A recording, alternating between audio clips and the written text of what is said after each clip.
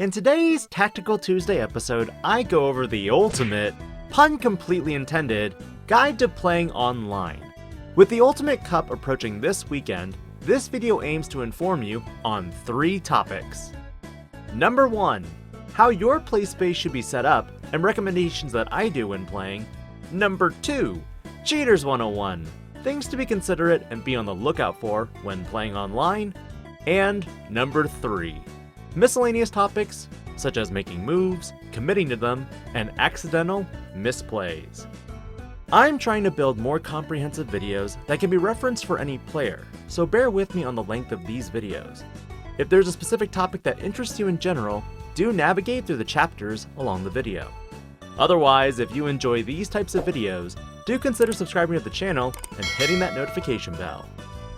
Your play space is one crucial element when playing online, and for the first part of this video, I focus on how your play space should look. Your playmat, security, and all cards should be viewable at all times by your opponent, meaning the cards don't leave the play area and are on screen. That being said, it is definitely important to test your webcam before the tournament to ensure that you don't have glare on the cards, if any, and that the angle of your webcam does not visibly show your hand constantly. When playing, your hands should be present on screen at all times. If you see your opponent's hands going off and on screen constantly with their cards in hand, call a judge. The slightest doubt should be an immediate red flag that there's something else going on. My recommendation for your play setup is to have a camera point at a slight angle facing towards you. The higher and wider the angle, the more your play area is shown, and at the same time, prevents your opponent from being able to see your hand. But do keep in mind that there's a balance to this, as moving the camera too far away will make it difficult to discern what card it is, since there's so many alt arts of every card.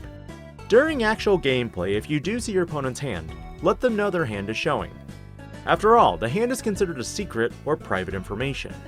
Let's try to keep the game fair, shall we?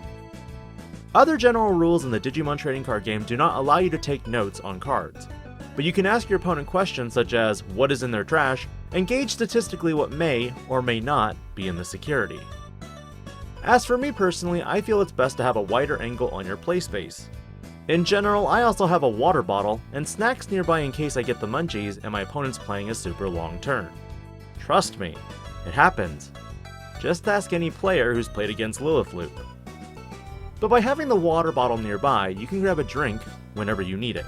And since it's on camera, your opponent's not going to question what your hands are actually doing. Other helpful items would be to have some dice nearby. Not just 1 or 2, but a couple. While you may roll a dice for turn, you can also use the dice as your memory indicator if you don't have anything special like a Digimon miniature, and also place one on top of your security to indicate how much security is remaining. While you could ask your opponent how many security remain, a visual representation can help you if the cards all blend together. And lastly, when it comes to your hand, set it down in front of you on your playmat.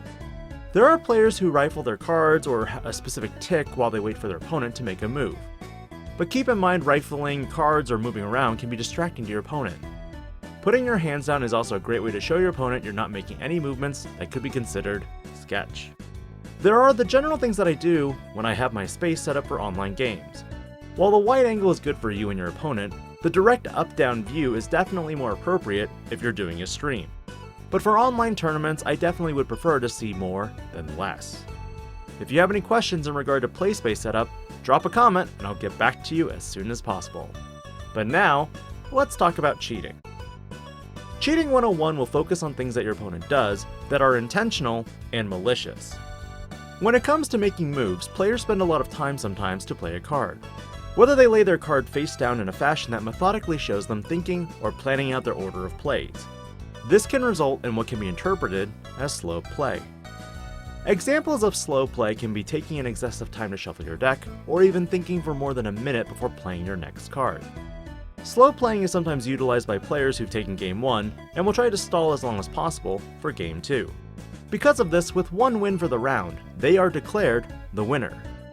Having played Security Control during one Evo Cup, this was definitely the first time I saw how the deck could be abused, and why afterwards I hated Security Control in general. Communication is key when playing online. and in several games my wife played in Evo Cups, she had opponents who did not verbally state their moves and simply played cards. Keep in mind though, my wife isn't a hyper-competitive player, and at the same time, she assumed this was a standard.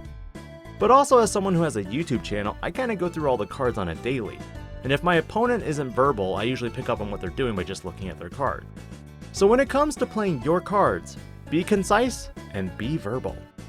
While slow play and communication are big ones, my recommendation from earlier in regard to hand placement and actual hand being rifled negate the big ones, and that is moving your hand off and on screen. Moving your hand off and on screen can be construed as grabbing another card and placing it in your hand. Now I'm not saying that all people are cheaters, but the fact is there have been some highlighted cases even on this channel that I'd like to help you avoid. And again, if you see anything that may be sketchy, call a judge. The last and final topic this video is going to go over are the miscellaneous topics that don't fit in with the other ones. The first one being committing to a move. Whenever starting your turn, always raise that egg. Because the moment you commit to a move on board, that egg can't be hatched, unless you have a tamer effect or something that lets you do it.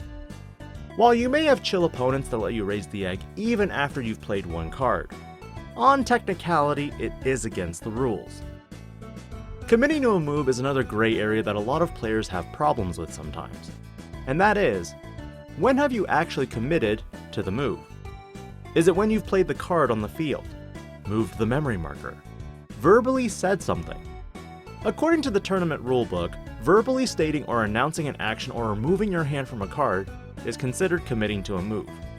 If the verbal statement contradicts the action taken in the game, the verbal statement takes precedence. This goes as far as using a card that reveals 3 cards off the top and lets you add 1. Once you've selected a card and or verbally stated which card, you cannot change your mind about it later. Or what about when a card states that you reveal 3 cards, but you accidentally reveal 4?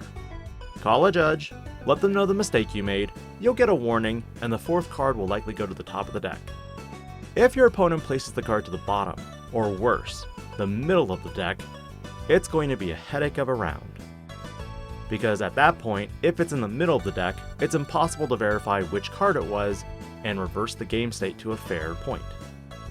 While there are a lot of what ifs when it comes to playing online, this video is more so to prepare you for potential moments where your gut will wave a giant red flag and you'll probably want to call a judge and explain the issue.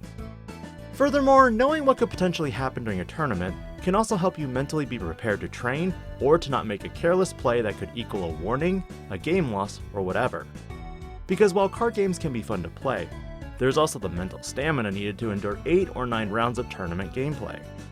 And if you thought the worst to happen might be playing blue hybrid in every round potentially, well, the momentary carelessness of playing the wrong card or revealing one too many can cause more anxiety and fluster you in the middle of a round. Mental health is important. But TLDW, i.e. too long, didn't watch, if at any point your gut tells you there's a red flag, whether it be how your opponent's play space is organized or an accidental move is made, call a judge. I hope this Ultimate Guide helps prepare you for your future experience with the Ultimate Cup. And if you're looking at alternative formats to play, I'll be collaborating with Tolopan with the Digi-Academy on a Chosen One format tournament. Tolopan and I will be commentating selected games tomorrow, April 20th, 2022, starting at 7:00 p.m. Eastern. Come join in the fun, and I hope to see you there. Link in the description below. This is Digi-Panda, logging out.